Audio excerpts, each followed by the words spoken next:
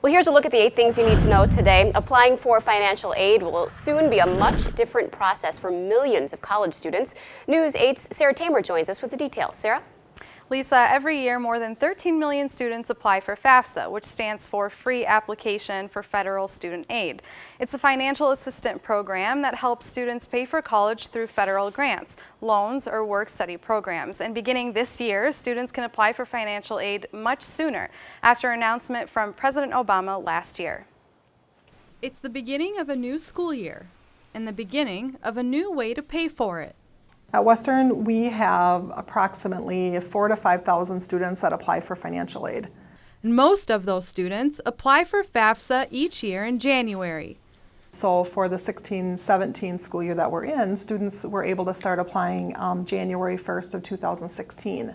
And the lengthy application process is just one more added stressor for many college students.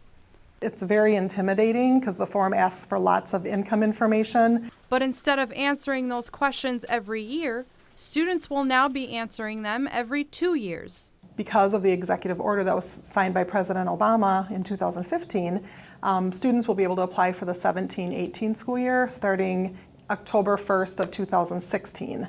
So that's 3 months earlier than they typically could start applying. Which means families and students will no longer have to wait to get their tax return information in order to fill out the FAFSA application. Starting for 17-18, when they apply, they'll be able to use their 2015 tax information again.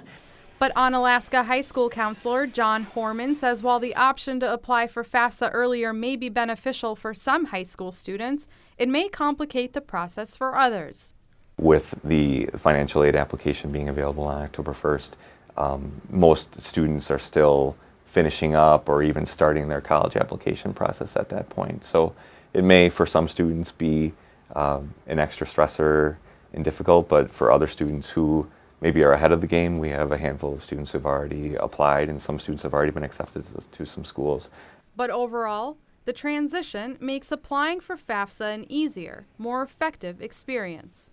Really advantageous is when a student is applying on the FAFSA form itself, there's an area where they can actually retrieve their IRS data.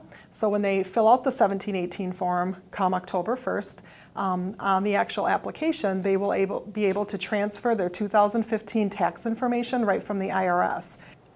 Because families will be able to use tax information from 2 years earlier, their income may have drastically changed from 1 year to the next. In this case, colleges would work with families to make sure they're getting the aid they deserve. So do students still have to apply for FAFSA every single year?